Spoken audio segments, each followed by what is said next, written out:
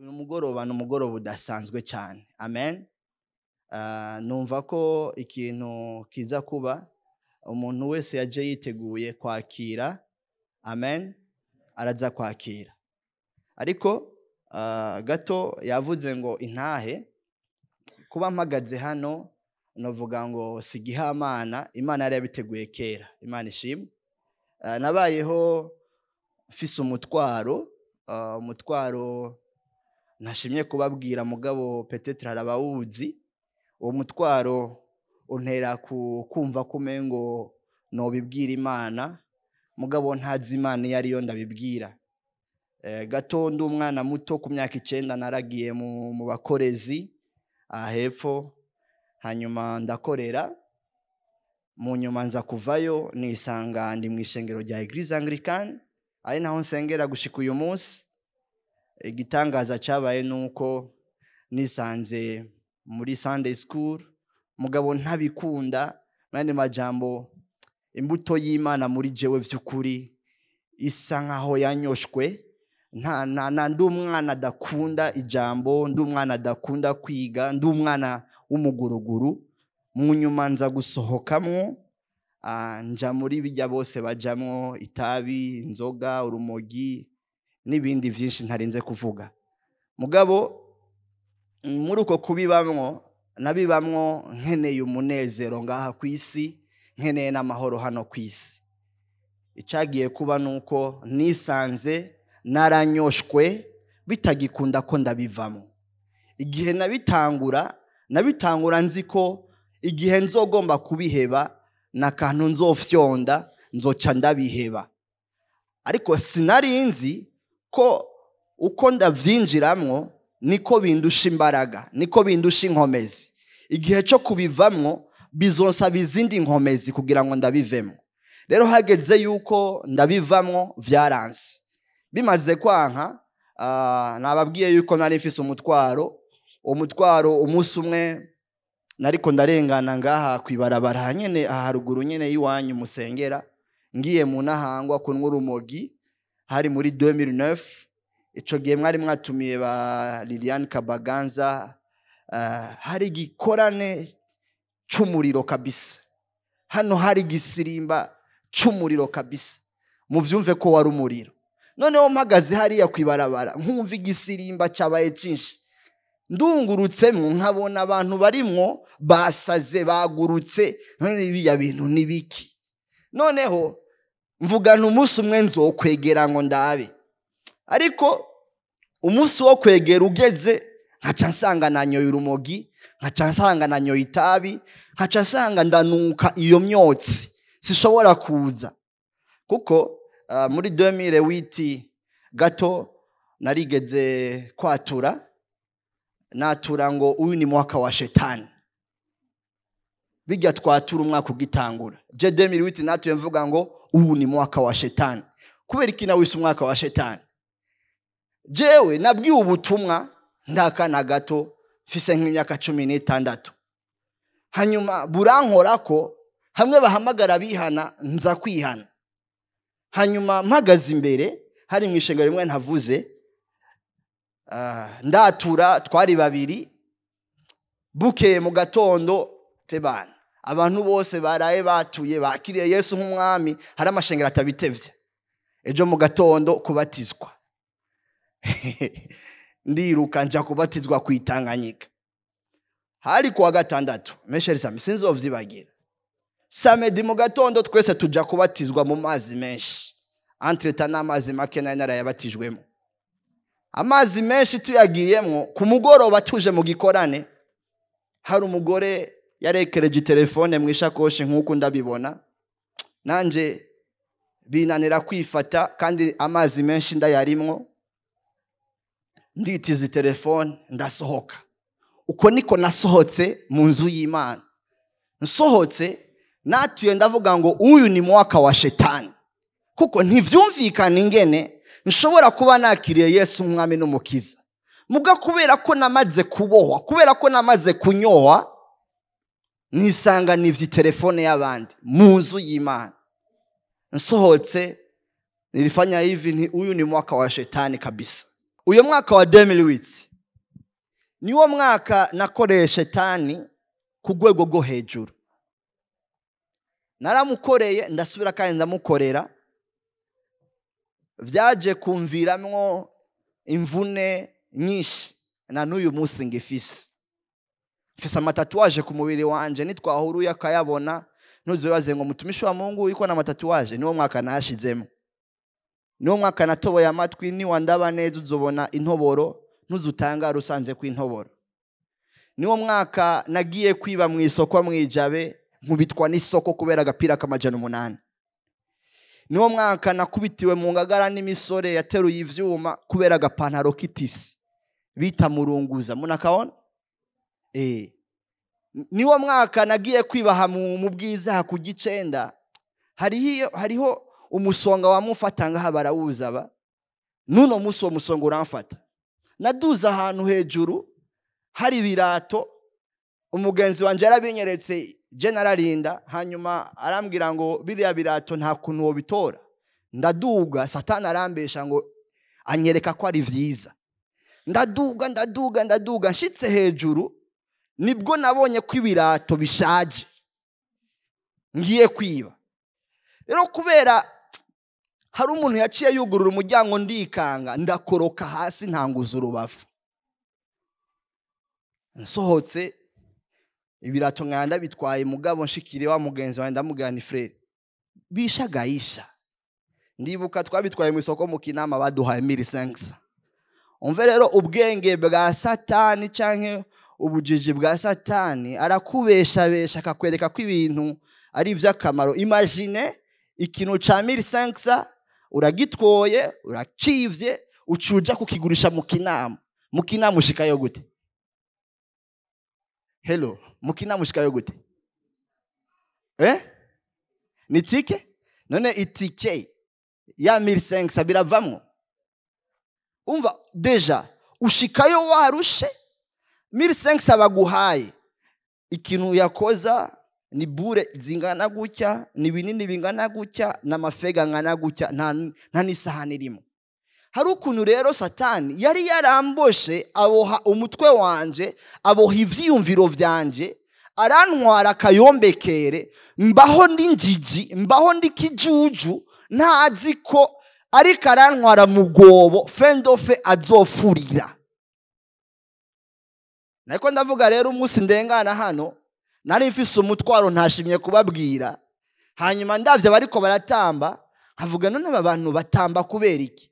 Narinjiye hano, nari nicaye hari inyuma hajya nyene aho inyuma nyo, imisi yose ninjiye no mu rusengero nkunda kwicara inyuma. Imana ishimwe. Nicaye hajya inyuma, hari umukozi w'Imana ari hano imbere, Pastor Manase, Bishop. Yarakiri pastori, ubu ni Bishop, sivyo? No muvyeyi ahagaze hano, aravuga ngo hari umuntu ngo ariko arasenga, ariko ngo amasengesho ye ngo ntarenga hano, ngo kuko ikibanza ngo arimwo ngo nta connection irimo. Mesheri zame. Nicaye hajya inyuma, naciye nunama ndavuga nti none yamboye, kuko nariko ndasenga uwo mwanya ariko arabivuga. Hanyuma maze kumva ko ico kibanza ata connection kirimo, ndagerageza kwiyumvira none ibi bintu avuze iki. Niho namenya yuko ntibikunda ko nsenga kuko nkiri umunyavyaha. Kugira ngo numvigwe, kugira ngo Imana igire ikikoze kuri uwo mutwaro mfise, nuko mpindura ikibanza. Ico kibanza kwari ukuva muri vya bindi vyose nkimukira muri Kristo Yesu. Mfukamye hajya, nta muntu numwe yigeze amenya ko ndi n'umunywa urumogi, mugabo ndavye gucyanye wacu bibona. Ariko uwo munsi Imana iranyegeza, nta muntu numwe yigeze abibona, ndapfukama, ndarira, amosozi atagira uko angana. Ntashe muhira, babona ntanguye gusoma Bibiliya, babona ntanguye gutekereza, umwana nyine atuje. Igikorwa cyakurikiye uko nagenda asoma Bibiliya, petit frère araza arambwira ngo grand frère, none ko mbona usigaye usoma Bibiliya cyane, habaye iki? No, nta na kimwe. Rero wari umugenzo wa Rastafarisme, nagenda mu nahangwa na makara rasta, ganja mengi sana na Bibiliya, umwanya wo kumedita aho abandi batera imistari bakarapura, je naja muri Bibiliya nkasoma. Umunsi umwe ndiko ndasoma Bibiliya naguye ku ijambo mu Itanguriro igice cya 12 ingene Aburahamu yahamagawe. Imana ishimwe. Ntangura kumva imuhamagaro w'Imana. Imana ishimwe cyane. Muri vacances naduze ruguru nkuko vyama. Iki kintu naco bari bazi imuramvye ari hano bavuga ngo hari intebe y'umwami kera, sivyo? Naduze aho hantu hari umusozi urimo ibiti vyinshi birebire. Meshereza misi mu nzozi ni ibintu vyabaye jewe gutya amaso yanje ariko arabiraba. Aho hantu nahaduze fise ubwoba kuko nta muntu umwe twari turi kumwe. Nari ngiye kuraba aho iyo ntebe bavuga ngo ni y'umwami. Marerezuma ntayo nabonye. Ndiko ndagenda naciye ahantu kumuhana hafi ya ruguru muhiri wacu aho papa avuka, nsanga aho umwana w'umukobwa ndamubwira ngo antize Bibiliya arayimpa. Ndugo umusozi mfise Bibiliya ariko nkaba nari ndigeze gusoma ahantu havuga ingene Imana yahamagaye Mose. Imana ishimwe. Ngo yahamagawe yashitse ahantu ariko aragira intama za sebuko Yetiro, ngo abone igisaka ngo caka umuriro, ngo mugabo ntikigire gute, ngo ntigitemuke. Aho hantu ndahari naguma niteze ko hari igisaka cyo kwaka. Amen. Amen. Hallelujah. Ndi kuri uwo musozi nagumye niteze kumengo hari igisaka cyo kwaka kugira ngo Imana impamagare, kugira ngo numve ijwi ry'Imana. Ndagenda aho kumva Imana nkumva imfyisi. One imfyisi sinzi nimba mumaze kumva imfyisi mu ishamba cyangwa imbwa ingene ibweja yumvise ikintu kiri kure nkaho umengo igomba kugutera ubwoba. Aho hantu niho naciye nsubira inyuma kubera ko nari maze kubona ko ivyo ndondera ndabibuze. Manutse ni Bujumbura niho nashitse ngumana ivyizigiro ko imenga Imana izompamagara. Umunsi umwe ndiko ndasoma Bibiliya, je Imana yampamagariye muri Bibiliya. Imana ishimwe. Je nta muntu yaje kumbwira ubutumwa, jewe nta muntu yaje kumbwira ivya Yesu, nta muntu yaje kumbwira ngo babigenza gutya ngo bikora gutya. Jewe narasomye Bibiliya, Imana impamagarira muri Bibiliya. Imana ishimwe. Ndiko ndasoma Bibiliya muri Yeremiya igice cya 15 nasomye ijambo rivuga ngo ni wahindukira nzokugarukana, ni warobanura ivyingira kimazi ukabikura mu vyimbura kimazi uzoba nk'akanwa kanje. Abandi baze baguhindukirire ariko weho ntuzubahindukirire. Imana ishimwe cyane. Nuko nahamagawe. Bwana sifuwe sana. Ivyo sinza kubitebako kubera ko ndaza kuvuga uburyo Imana ibohora. Imana ishimwe. Uburyo Imana ibohora ndagomba ngo dusome mu butumwa bwiza bwa Yohana igice 8 umurongo wa 31. Bwana sifiwe. Mwese murahazi haravuga ngo nuko Yesu abwira abayuda bari bamwemeye ati nimwaguma mu ijambo ryanje murabigishwa banje vy'ukuri kandi muzomenya ukuri kandi ukuri kuzobaha kwidegemvya. Imana ishimwe. Ngo baramwishura bati turi uruvyaro rwa Aburahamu naho twigeze kujakarira umuntu n'umwe, none uvuga ute ngo tuzohabwa kwidegemvya? Ngo Yesu arabishura ati nukuri ndababwire ukora icaha wese numuja w'icaha. Umuja ni yamatsindaje mu nzu ariko umwana we yamatsindaje. Umwana ni yabaha kwidegemvya muzoba abidegemvya nyakuri. Ndazi ko muri uruvyaro rwa Aburahamu yamara murondera ingene mwonyica kuko ijambo ryanje ritagira ikibanza muri mwebwe. Bwana sifiwe. Aya majambo niyongeye tuganire ko mu mwanya mutonya aza gushimangira iyi ntahe na cyane cyane ndavuga ko Imana ibohora. Imana ishimwe. Usomye mu gitabo cyo kuvayo igice cya 20 umurongo wa mbere n'uwa kabiri n'uwa gatatu. Kuvayo igice ni cya 20 uhere ku murongo wa mbere, wa kabiri n'uwa gatatu.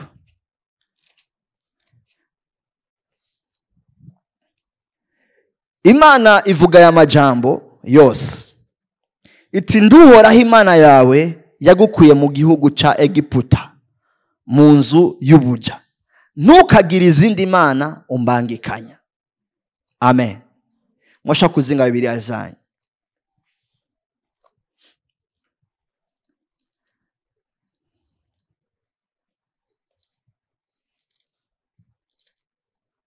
Tugiye kuganira kuri ano majambo avuga ngo Imana ibohora, Imana ishimwe.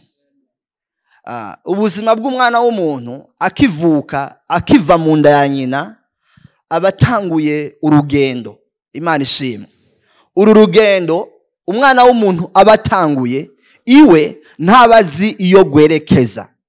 Kandi n'umuvyeyi amuvyaye arashobora kutamenya iyo umwana wiwe ariko araja. Dufise amakosa mu gihugu cyacu canke muri Afrika, aho umuvyeyi avyara umwana adafise intumbero. Muko murumva? Ubundi mu bazungu kuvyara umwana ni projet. Imana ishimwe.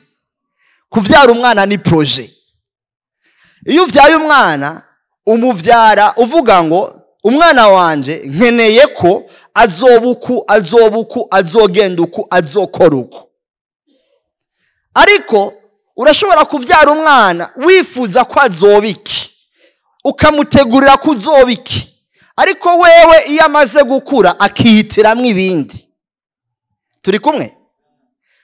Narivuze ngo umwana akivuka abaje mw'isi, abatanguye urugendo, kandi uru rugendo agenda arahura n'abandi bantu bari mu rugendo, noneho bakamuha nawe akabaha, abandi bakamuha nawe akabaha, buhoro buhoro akazogenda arakomera agana kuco Imana yamuhamagariye canke yahushije kuco Imana yamuhamagariye. Nagiye gusanga biroroshe cyane ko umuntu azimira akava mu mugambi w'Imana. Isi fi gusa yo kwihenda canke yo kuba mu kibanza kitarico. Ndavuga ngo kuba mu kibanza kitarico ni ibi bintu bikurikira. Imana ishimwe. Nigihe Imana ikurema, yakuremanye ubushobozi muri wewe bugushoboza kwitandukanya n'ikibi cyose, ariko wewe ugahitamwo kwadopta ubundi bushobozi bugushoboza kwimatanya n'ikindi kintu Imana itazi. Ndavuga ngo Imana mu kukurema yakuremye uri wenyene. Amen. Naho buri hasa ntimwaviriye mu nda ya nyoko rimwe, watanguye kuvamwo uri umwe canke wasohotse ubwa nyuma. Ni majambo, Imana izi wewe, ntizi papa wawe canke mama wawe. Imana izi wewe. So canke nyoko Imana yarabitijije babibikoresho kugira ngo babigushikane kw'isi, ariko ugishika kw'isi hari umugambi kanaka Imana yakuremeye. Amen.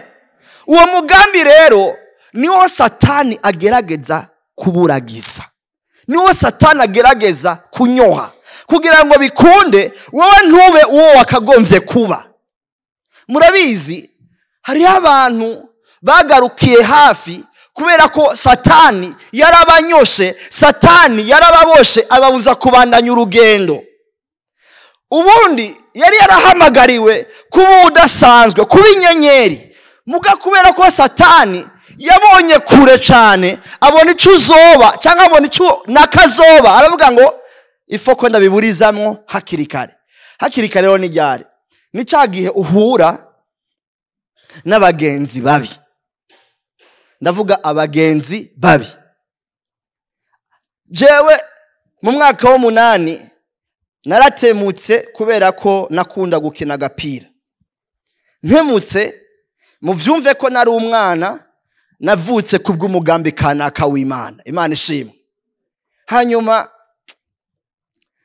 muri uwo mwaka ntemutse ndagenda mbwira directeur none birakunda ko mutema umuntu kweri akinira ishuri.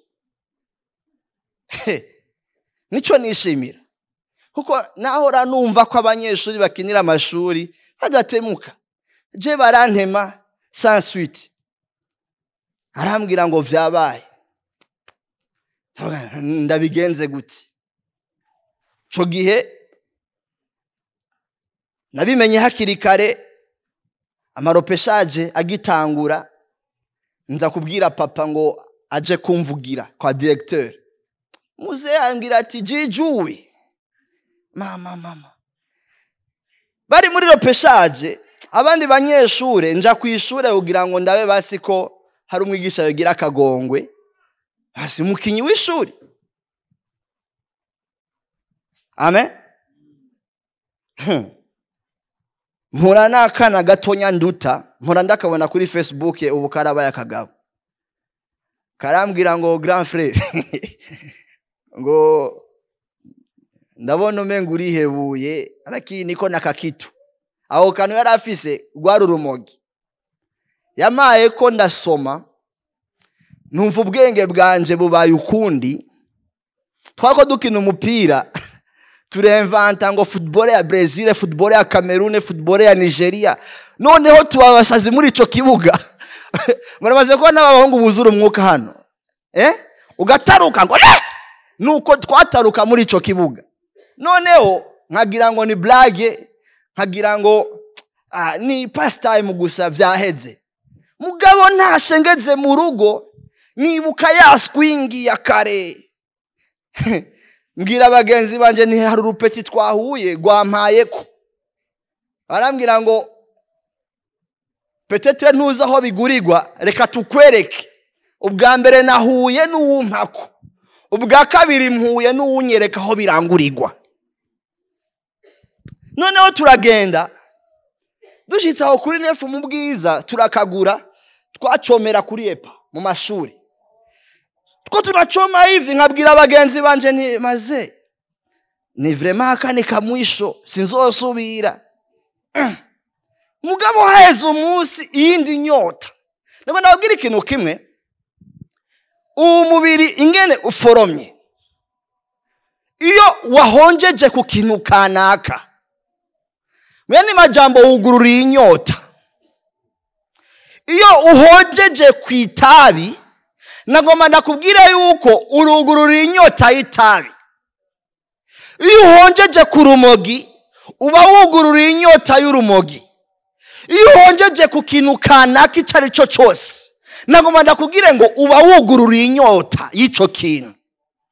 Hanyuma maze kuba natanguye kuba mukamilika, narakamiritse, narabaye umuntu. Noneho nsigaye nyotegwa, mugabo nkabikora gwihishwa. Mbaho rero ubwo buzima numva ko umengo naronse itabi, naronse urumogi, nivyo ukunda kombaho. Nagwire keno kimwe, birashoboka kubaho itabi ridahari. Birashoboka kubaho inyota kiriya kintu kanaka idahari. Imana ishimwe.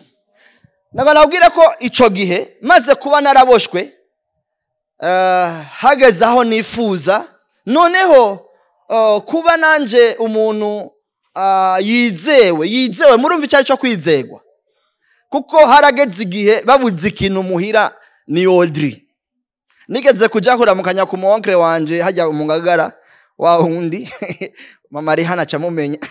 Hanyuma sinzi ikintu babuze, namba ari gufuri, barabwiririkanya ngo repeti ari kuwapa. Mani majambo hari ukuntu uba waramaze kuba ku buryo bidagikunda yuko wewe uhinduka. Ariko iyo ugiri wibakwe ryo kumenya ko hariho izindi mbaraga ziruta izo nyene zakuboshe, nico gihe cyo kubohoka. Amen. Uyu mugoroba naje kugutangariza ndakubwire ngo hishurirwa Kristo, uhishurirwa imbaraga zamuzuye zimukura mu bapfuye. Birasa kugushoza kubohoka kuri ico kintu wiyumvira yuko bidakunda. Hari abantu bamaze kwiyakira, narabayeho ubuzima bwo kwiyakira sigara niyumvira ko umwanya n'umwanya ari ugupfa. Naja mu kiryo kaburimbo ngaho nkumva nkaho umenga imodoka yongonga. Mvyutse mu gitondo nkikorakora ndacari muzima, cari gitangaza. Kubera ko nageze aho mbaho mvuga ngo ubuzima bwanje umwanya n'umwanya burahagarara, umwanya n'umwanya ndapfa, umwanya n'umwanya ivyanje birarangira.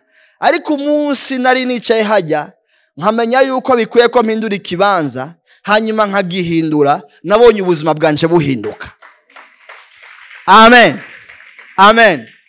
Rero ngaretse muri iri jambo, uhereye nko mu gice cya 6, Yesu yahuye n'ishengero ryinshi ngo aribwira ubutumwa, hanyuma ngo atako ngo arabagaburira, abaha amafi, abaha imikati, ngo barajya ngo baramererwa neza. Ngigihe kimwe ngo baramurondera, ngo baramuronka. Bamaze kumuronka baramubwira ngo uzi aho twakurondeye,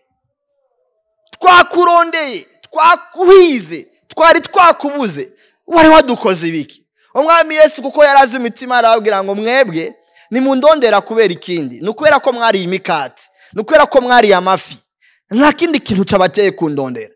Arababwira ngo ntimukorere ivyo kurya biyoka, ariko mukorere ivyo kurya bihoraho. Bwana sifuwe sana. Hanyuma baramubaza ngo none ngo twokora iki? Yesu arabishora arababwira ngo ico mukwiye gukora sikindi, nuko mwizera umwana w'Imana, nuko mwizera Yesu Kristo. Bwana sifuwe sana. Rero ubandanije kuri iki gice 8, haragera ahantu abwira ngo abayuda bari bamwemeye, bisigura ngo hari abandi bamuhakanye kubera iki? Yageze aho ababwira ngo terega nije mutsima wamanutse uva mu ijuru. Bwana sifiwe. Kandi ni jewe nta wundi mukwiye kujya. Abagabo bari ngaho baravuga ngo wa muhungu wa Mariya, wa muhungu wa Yohana, uravuga ko twojya umubiri wawe kugira ngo tubeho, uravuga ko twonwa amaraso yawe kugira ngo tubeho. Ariko ntiyareka arabwira ivyo kurya umubiri w'ukundi, yariko arabwira ivyo kwizera urupfu rwiwe. Imana ishimwe cyane ko naho yopfa hari umunsi azogera gute, hari umunsi azozuka, ko naho yopfa uwamwizeye yopfana nawe, kandi hageze ko azuka akazukana nawe. Nivyo ariko aravuga kubijanye no kwizera, ngo bizere bamwizere, bamenye yuko nahazopfa igihe azozuka azozukana nabo.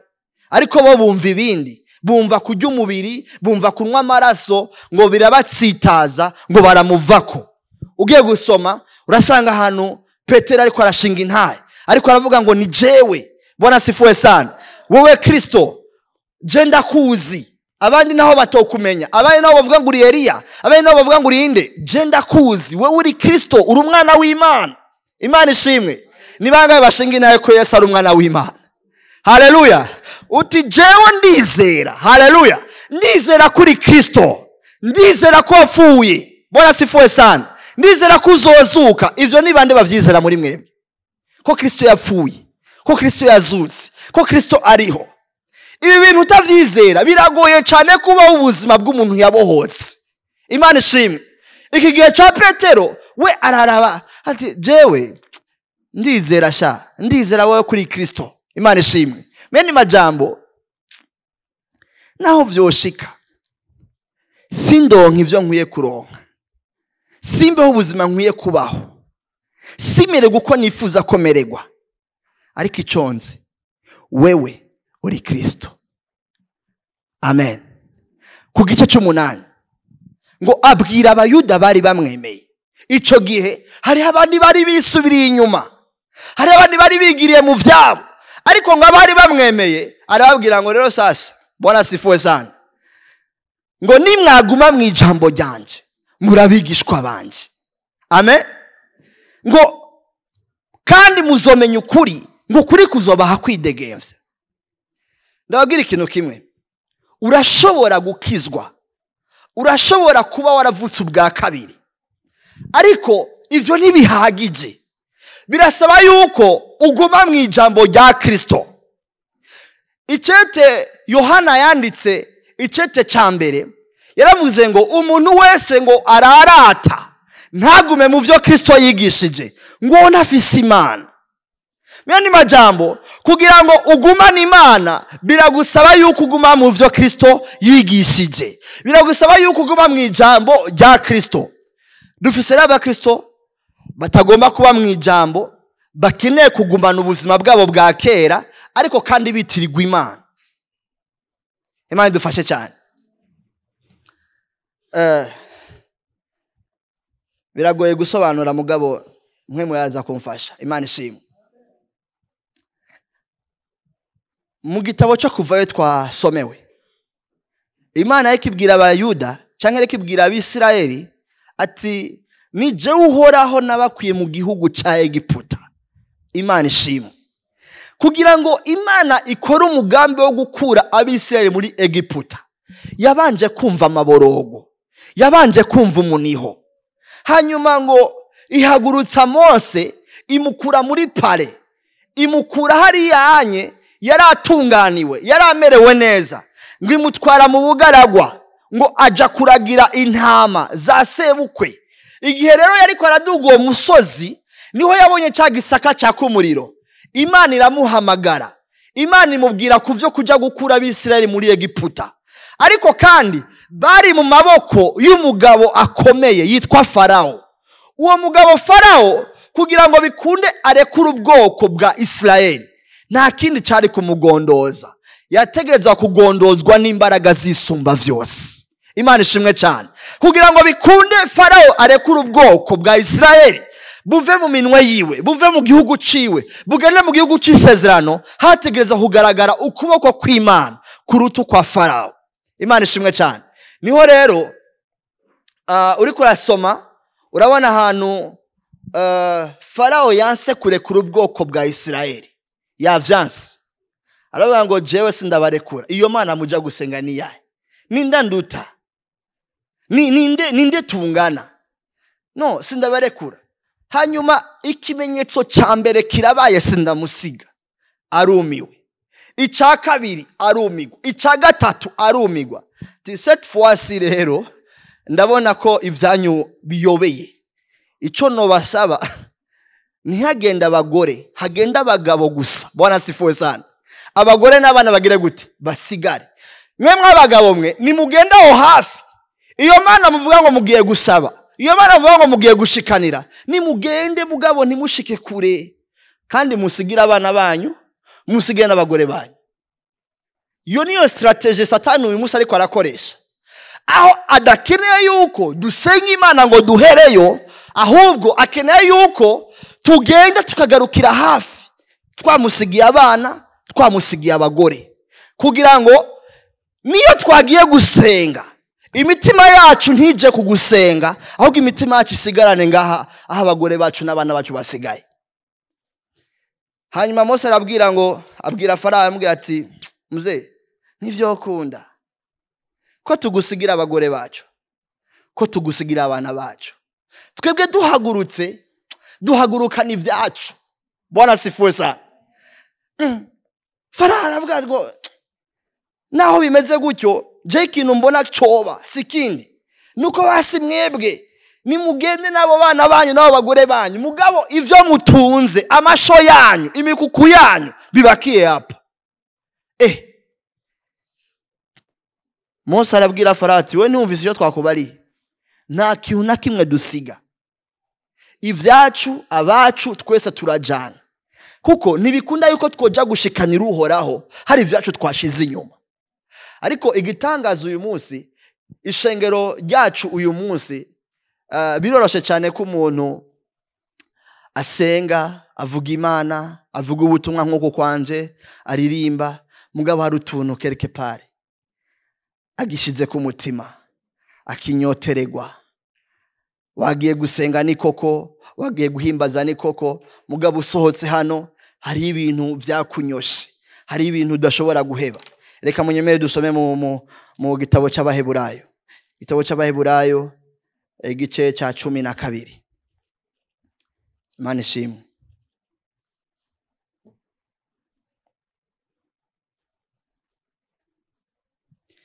Umurongo wa mbere ngo nuko natwe ko dukikijwe n'igipfungu cy'ivyabona kingana gityo, twiyambura ibituremera vyose n'icaha gikunda kutwizingira ko vuba. Dusiganirwe ivyo twashizwe imbere twihanganye, dutumbereye Yesu wenyene. Niwe nyanduruko yo kwizera, niwe yagusozereye. Uwo kubw'umunezero yashizwe imbere, yihanganiye umusaraba, ntiyagira ikindi isoni zawo, avyagira iburyo bw'intebe y'Imana. Amen. Ndagomba ngo aka kantu kukuri umurongo wa mbere, ngo twiyambure ibituremera vyose n'icaha gikunda kutwizingira ko vuba, dusiganirwe ivyo twashizwe imbere twihanganye. Hari igihe morangira aka exercice nkavuga ngo rero ngomba ngo niyambura ibikunda kundemera, niyambura ibikunda kumboha, hanyuma hari igihe mari imisi 3 meze neza, Bwana sifuwe sana, njyamye nk'ukunye nk'ikonserita nkavuga nti my God, twatuntu kweri twaheze, twatuntu kweri twaradukunda kunyizingira ko ndumva umengo twagabanutse. Mugabo ngize gutya ku munsi wa 4 ngasanga hari utwagarutse, rero nza gusanga si ibintu bibari ngo TikTok ngo birabaye, ni ibintu bisaba ko wamizako. Bwana sifuwe sana, wamizako. Uyu munsi wagwanye niki, ejo subira ugwane, umunsi uzobiheba kugwana niwo munsi bizosubira kandi bikaza ari vyinshi. Imana dufashe cyane. Birivuga ngo iyo daimon asohotse mu muntu, hanyuma uwo muntu agaca asubira gukora ivyaha nk'ivyo yakora mbere, ngo iyo daimon ngo ikizana izindi zinga 7 ngo zikaza kuba muri uwo muntu ivyo harakora ubwa mbere, umva biba bito cyane kurusha ivyo asigaye akora ubu. Naratangaye umusuma, nagaze gushinga intahe kuri aka kantu ngoma mvuge ndangirize kwa madusenga Imana. Nigeze kuja ahantu muri garage bariko bakora imiduga, nanje nayiko ndakoresha umuduga aho ngaho hafi. Hanyuma umuduga umwe cari giporoporo, cari gishaje, cari caragonzwe, mugabe indani harimo ibintu vy'agaciro. Ivyo bintu vy'agaciro vyari birimwo, harimo agasaha keza umengo na akazahabu, mugabo ntiyarenza zahabu, kari agasaha keza vraiment. Hanyuma ico kiduga cyari no ku isoko, nuwagomba kukigura yaragomba kukigura. Aho gasaha n'utundi tuntu twari turimo, sitanarange narambwira ngo ya gasaha ni kazuri tena kwikavara, vraiment no problem. Ndasa n'ugatoye ndagashira mu mufuko, kubera ko navuga ngo ntagatwaye, abamekanisi baragatwara cyangwa undi muntu wese aragatwara. Ndego none sinzoba nivye iki kiduga cara merewe nabi, none ngire gute? Ndagatora aho gasaha. Hanyuma ngeze kwibarabara, nari mu muduga ngiye, wow, nagasaha keza, juste nsohotse portail nigasikia roha nagonga, ti wasubiye kwiba. None ndaza kubigenza gute? Ndababwira ikintu kigoye, kwiba biroroshe, mugabe iyo mwe yaje kukubwira ko wivye, kwihana biragoye. Umuntu nka jewe bazi pastor, bishop, apotre, revera byote ugitakubiseme, sivyo?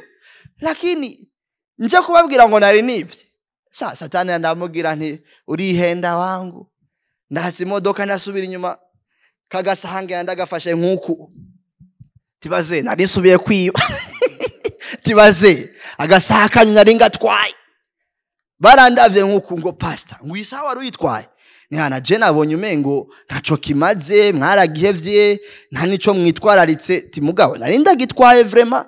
Barandaba barumigwa, barambwira ngo sinone kwigarukanye ni nimesikia roho anasema. Bwana sifuwe sana. Numvise umutima umbwira ko nsubiye kwiba. Ikibazo so kwiba, ikibazo no kugurura umuryango. Mwanyumvise? Ikibazo so kwiba, ikibazo no kugurura umuryango. Lufate yuko twako kantu gatonya, hari umuryango wuguruye wuko ushobora kwiba ibintu binini. Hari abantu bazi mu boss hana nkoresha, kenshi arakunze kumpa imodoka irimwe amafaranga adaharuye ngo ndayitware. Musi umwe narugure gutya kofe, nsangamwe amafaranga menshi adapanza adaharuye, kandi ndabizi ntanaharura amafaranga, nakunze kuyaharura. Nami niko na shida ya 20 ya 30 ya 50, ndaraba amafaranga nkuko unye, nibuka ingene nakubiswe mwijabe, nibuka ingene nakubiswe mu ngagara, nibuka ingene urubavu rwanje n'uyu munsi rukinja kubera kwiba. Nsubire nugurura umuryango wo kwiba senkanimire. Naniko bishop, umutima wawe urakuzi icuri. Imana ishimwe cyane. Ndaraba nkukunye ndavuga ngo biragahera. Ndafundikira hanyuma ndamusubije umuduga wiwe, we nyene yarakweze gucyanya hanyuma arampa ivyo nkeneye. Ntarinze kwiba. Bwana sifiwe. Nari ahantu ndiko ndavuga kano kana. Le fait yuko wugurura umuryango ugakora ikintu kanaka, urugurura inyota mu buzima bwawe yo kuzokwama ukora ico kintu. Nuko muranyuva? Urashobora kuvuga ngo nivye 50 francs, ariko ejo uzokwiba ijana. Ejo uzoba imbohe y'ukwiba, usange uri bitumwa ko mu kwiba.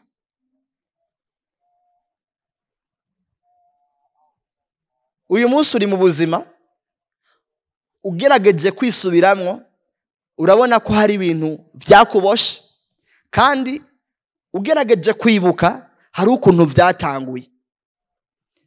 Ibuka neza ingene byatanguye, ibuka neza ingene byagiye birakura, wibuke neza uno munsi aho bigeze, wibuke neza uno munsi mbega mubanye gute n'ivyo bintu, mbega urifuza kubivamwo. Inzira imwe yo kubivamwo niyi: iga gusoma ijambo ry'Imana. Nturindire kurisomerwa. Imana ishimwe. Ni Intahe. Iga gusoma ijambo ry'Imana. Iri jambo ry'Imana ni prophet. Imana ishimwe. Iri jambo ry'Imana ni umuvugishwa. Ni waza gusoma Bibiliya uri umuntu akeneye kubohoka, naguma nakubwira ngo uzobohoka. Ni waza gusoma Bibiliya uri umuntu akeneye kuzuza amaverse yo guharira. Nkikizwa nahuye n'umutego ngahanye aha hepfo, ngikizwa tu ijya mbere nyene ngikizwa kubera ko nari namaze gusoma amaverse biblique menshi. Nagiye muri za ndi by'abaporoti n'abisilamu baharira, bavyita gute?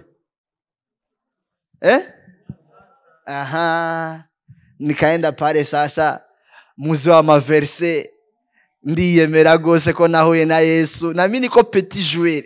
Kumba ari abagabo bamize Bibiliya kandi ari abisilamu. Barasomye Bibiliya abo bisilamu gushika aho nsanga umenga ivyo nizeye no bivamwo.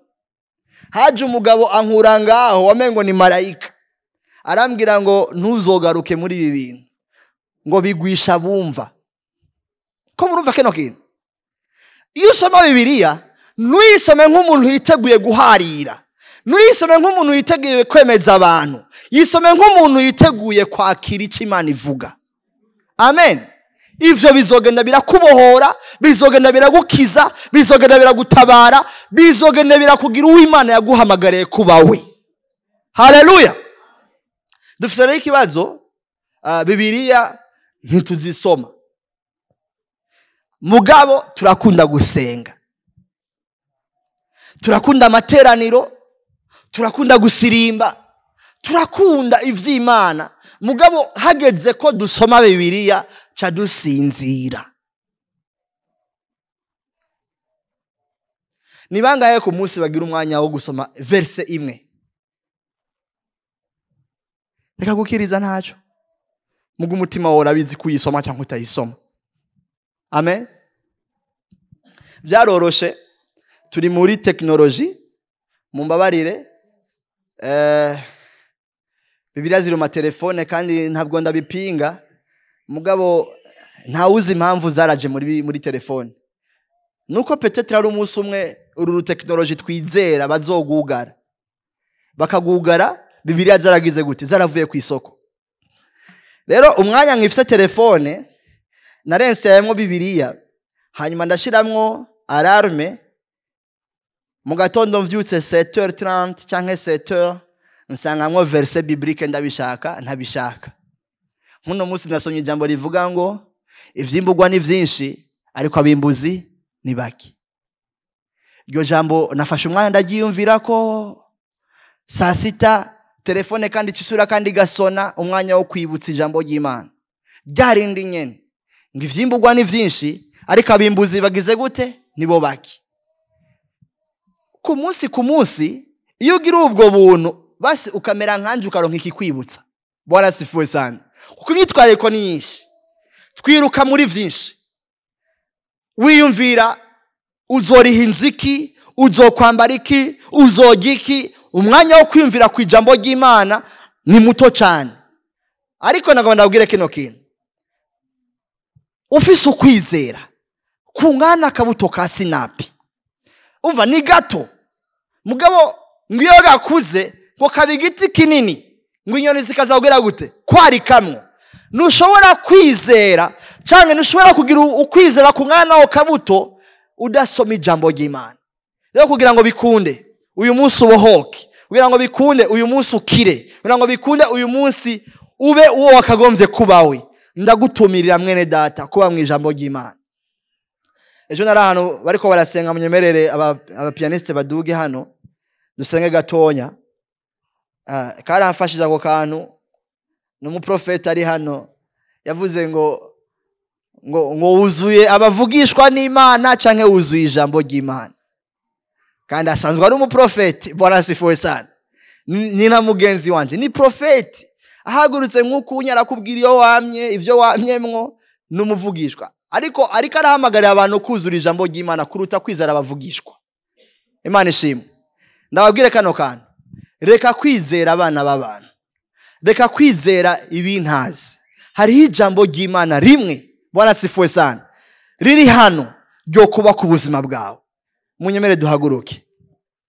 Haleluya. Haleluya. Bwana sifiwe.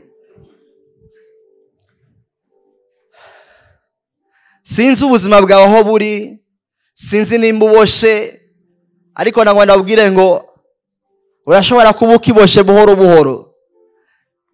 Nangwa ndabwire ngo Satani igihugu afise nukuguma adadaza, araguma dwegura, aguma ashiramwe, aguma kaza.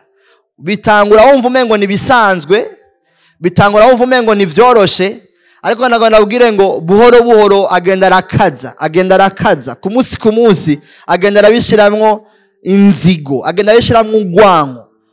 Ejo canke hirya ejo uzokwisanga uri mu bundi buzima utakagombye kubamwo, kubera ko wanse kuba maso muri iki gihe. Ariko ndagutumira kugira ngo wisubiremwo. Imana ishimwe cyane. Ni wowe uzi ikintu kikuboha, ni wowe uzi ikintu ugwana naco, ni wowe uzi ikintu ugenduraho umwanya iki kintu ejo kizokura, ejo congere kandi gikure usange ntugishobora kukigwanya. Ariko uyu munsi ndaguhamagarira kugira ngo utangure kugwana naco bihereye uyu munsi. Imana ishimwe. Bihereye uyu munsi. Nimba uri umuntu w'inzigo, nimba uri umuntu w'ugwanko, nimba uri umuntu w'ishari, nimba uri umuntu w'umusuma, ndakubwire ngo ivyo bintu vyose bigenda birakunyoha kubera kudaha umwanya ijambo ry'Imana. Ariko uyu mugoroba tahana kano kantu, genda ube mu ijambo ry'Imana, genda ugwize umwanya wo gusoma, genda ugwize umwanya wo kurimbura ijambo ry'Imana, kugira ngo ugende urabohoka, kugira ngo ugende uramenya. Ndabatumira kugira ngo mugende musome ijambo ry'Imana, mugende muwe mu ijambo ry'Imana, mugende muririmbure, niryo rizobabohora. Amen. Washaka kunyemera tugafunga amaso yacu dusenga Imana. Haleluya.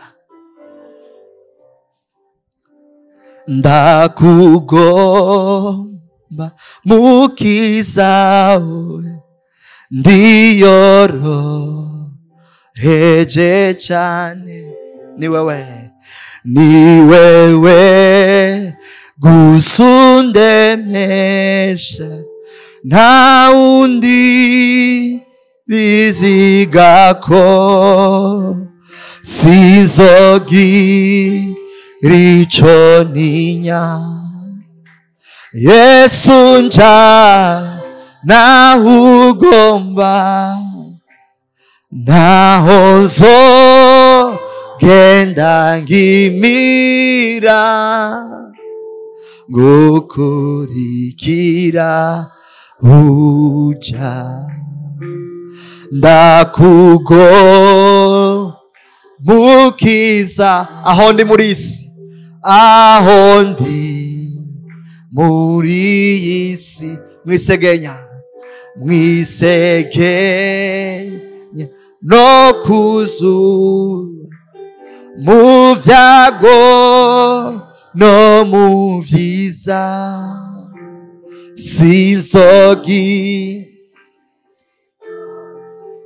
Yesu wanje Yesu nja nahugomba naho nzogenda ngimira ngukurikira uja. Birashobora ko hari umuntu ari muri kino kibanza atarakira Yesu umwami n'umukiza mu buzima bwiwe. Igihe Imana yampamagaye kugira ngo nzoze ndafasha abantu bari bameze nkanje kera. Nimba hari umuntu hano yifuza kwakira Yesu nk'umwami n'umukiza mu buzima bwiwe, arashobora gutera intambwe akaza hano imbere ntibiteye isoni. Birashobora ko ari iki gihe cawe, birashobora ko ari uyu mugoroba wawe. Nyemerera nimba uri muri kino kibanza utera intambwe uze hano imbere. Nta mwanya dufise umwanya mutonya cyane gose. Munyemerere muze abantu hari hano ifuza kwakira Yesu. Amen.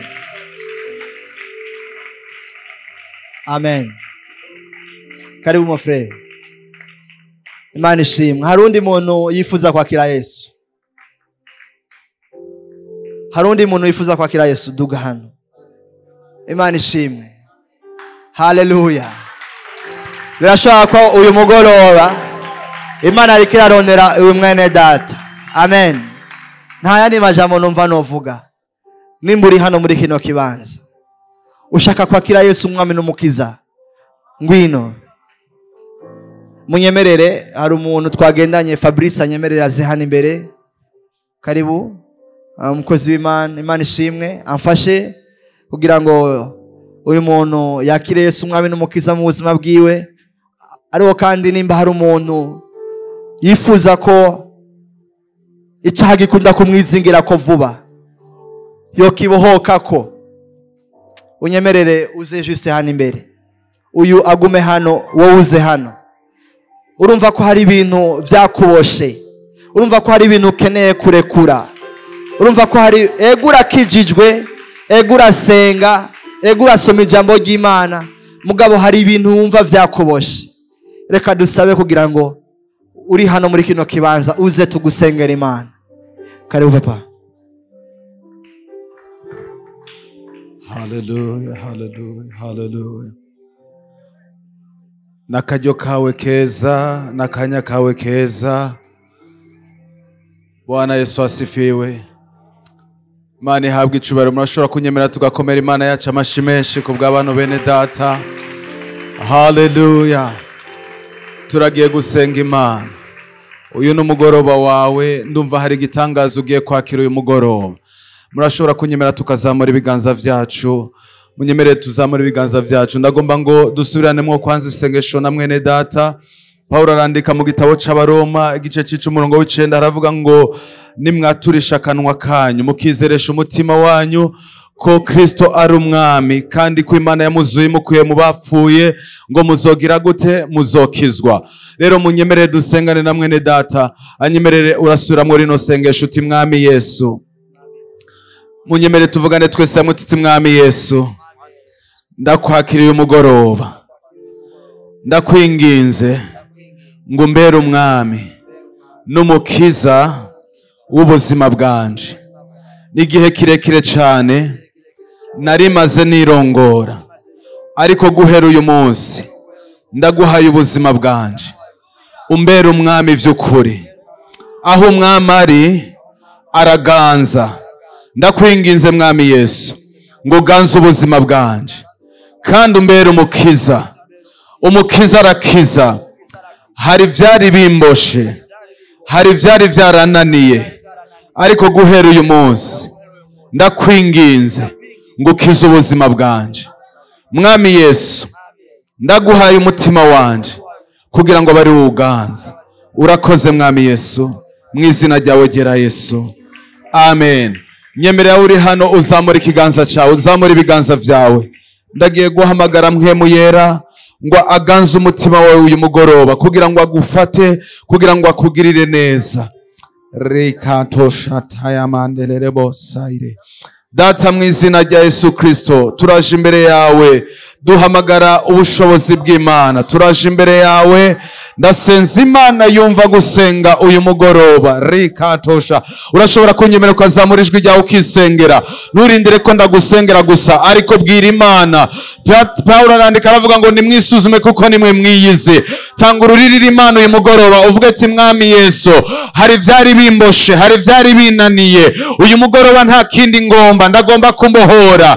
Mpwemu yera, mpwemu yera, mpwemu yera, mpwemu yera, mpwemu yera.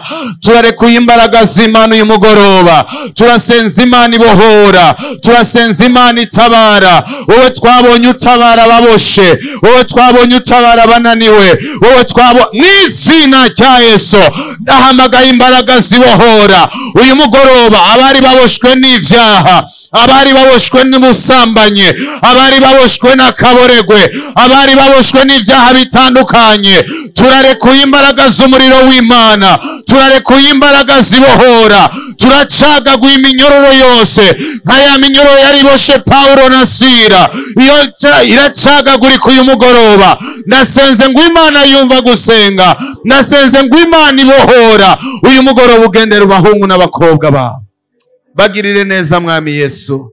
Tabara umuntu wese ari hano uyu mugoroba mu izina rya Yesu Kristo. Urashobora kunyemera ugakomera amashyi menshi uwo mwami w'abami, mu izina ryawe gera Yesu, amen.